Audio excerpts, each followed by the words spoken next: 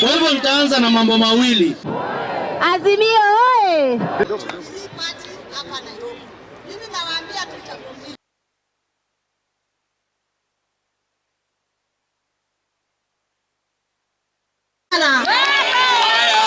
Huyu mtu angara. Wale watu wanafikiria serikali starehe ni ya UDA.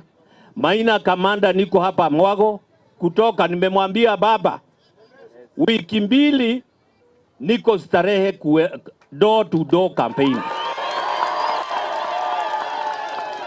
Door to door campaign.